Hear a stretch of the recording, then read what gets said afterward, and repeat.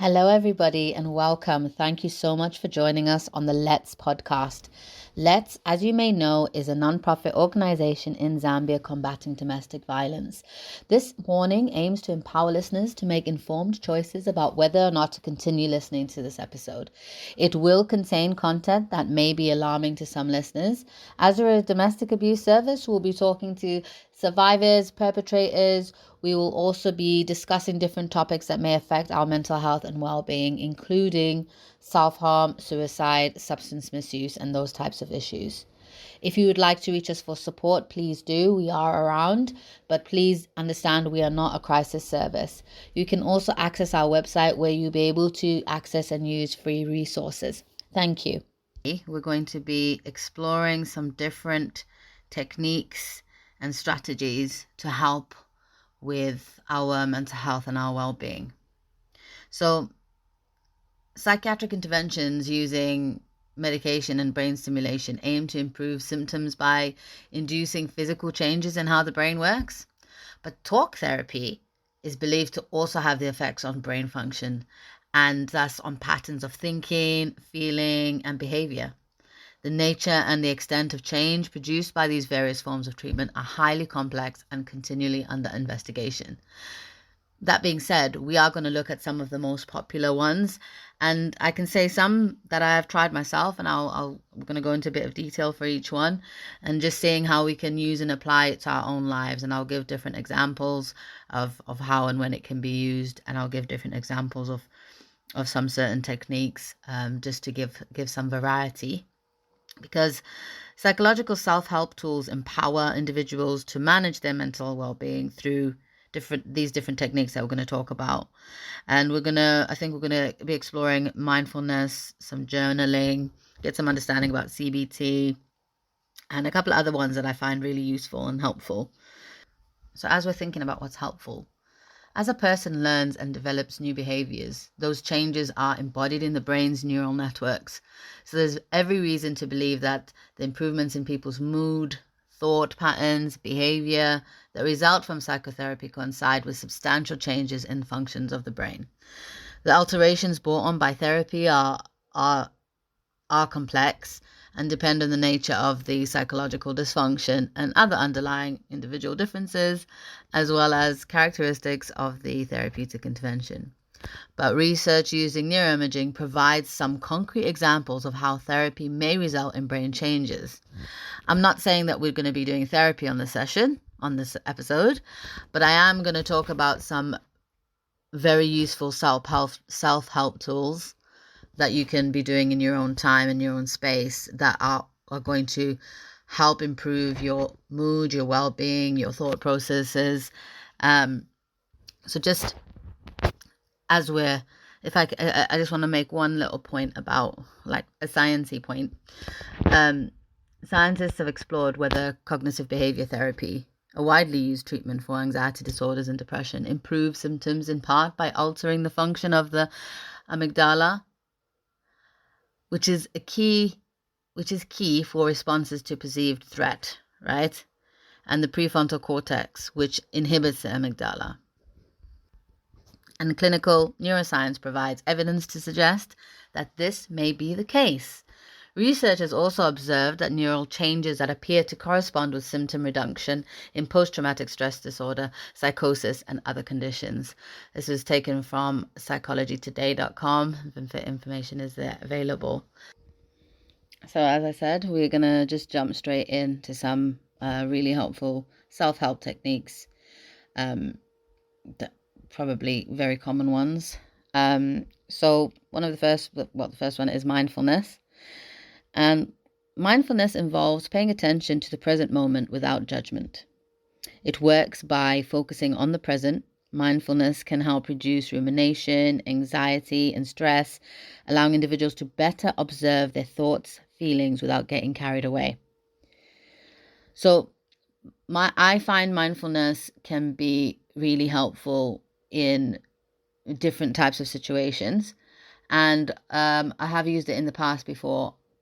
And I do advocate for it when something might be a really stressful situation and you just need a moment for, like, the world to stop so that you can get some clarity. And the examples the examples of mindfulness are things like meditation, deep breathing exercises, and paying attention to sensory details. Now that's my favorite one, the paying attention to sensory details. So I'm just going to talk you through one of my favorite mindfulness techniques, which is using the paying attention to sensory details. And then I'm just going to explain a little bit about how it works. Yeah, so one of my favorite mindfulness techniques is the 5-4-3-2-1 grounding technique. So this technique is a mindfulness exercise that uses your 5 senses to help you reconnect with the present moment and manage anxiety or stress by focusing on what you can see, feel, hear, smell, and taste. Okay. One of the things that I love about this is you can even use it in a highly stressful situation and not let anybody else know that you're doing it. So you can do it in your mind, you know what I mean? You can do it quietly. And nobody necessarily has to notice that you're doing it. So how it works is 5, look around and name 5 things that you can see. 4, notice 4 things you can feel, either on your body or in your surroundings. And sometimes actually touching those will help even further. 3, pay attention to 3 things you can hear. 2, be aware of 2 things you can smell. And 1, focusing on 1 thing you can taste. So if I just break it down even further, 5 things you can see, 4 things you can hear, 5 things you can see, 4 things you can touch, 3 things you can hear, 2 things you can smell, 1 thing you can taste. Okay? So you're engaging your senses, and the technique redirects your focus from anxious thoughts to the present moment. It encourages you to pay attention to your surroundings and your body sensations, and fostering a sense of grounding and calm. The sensory focus can help break the cycle of racing and negative thinking, allowing you to regain a sense of control. So what I was saying before when I said, even if you just need a tiny moment of just for the world to stop, this is a really good technique for that. Another mindfulness technique, which I mentioned or just highlighted before, was some sort of breathing techniques. So one that I found really effective is, or I've seen people use it effectively, square breathing, also known as box breathing. So it's a simple relaxation technique where you inhale, hold, exhale, hold again, each for the count of 4. So you're mimicking the sides of a square. You can actually draw the square. Some people find that quite helpful with your fingers. So preferably finding a comfortable position, sitting or lying down, keeping your back straight if possible. And you're going to inhale, breathing slowly and deeply through your nose and counting to 4. Then you're going to hold your breath and count to 4. Then you're going to exhale slowly and completely through your mouth, counting to 4. And then you're going to hold again, counting to 4, and then repeat. So you're going to do that for several rounds if you can, focusing on the rhythm of your breathing. Square breathing can help calm the nervous system and reduce feelings of anxiety and stress. Focusing on your breathing, you can train your mind to concentrate and improve your ability to focus on tasks. The technique also helps to regulate your heart rate and lower your blood pressure, which can be beneficial for overall health. Square breathing can help clear the mind and improve mental clarity. And paying attention to your breath can increase your awareness of your body and your emotions. The next technique that I wanted us to talk about was journaling. So journaling is a form of self-reflection where you can write down your thoughts, feelings, and experiences. How it works is writing can help process emotions, identify reoccurring patterns, gain insights into yourself and to oneself, promoting emotional regulation and self-awareness. So, examples: keeping a daily journal, writing about specific events or feelings, or using prompts to explore thoughts. And some, I don't know, from experience, from when I've even spoken about it with people, some people find it quite hard to commit to daily journaling, or and always maybe saying, oh, they don't really know what they could write about. And I think one of the things to think about is, don't put pressure on yourself. Aim to write in your journal. Aim to write in it daily if you can, or even starting off small, maybe weekly, and just doing a recap of your week and how it's been, and then aim to build it up slowly.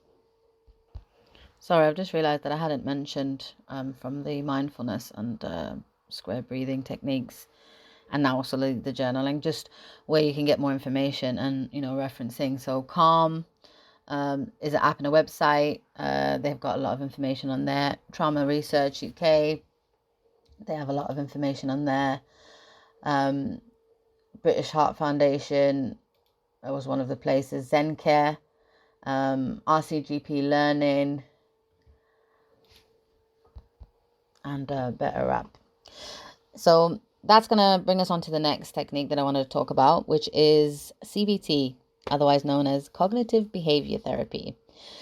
CBT is a therapy that focuses on how thoughts, feelings, and behaviors are interconnected. How it works: CBT helps individuals identify and challenge unhelpful thought patterns and behaviors, replacing them with more adaptive ones. So examples for this could be thought records, identifying cognitive distortions, and practicing relaxation techniques.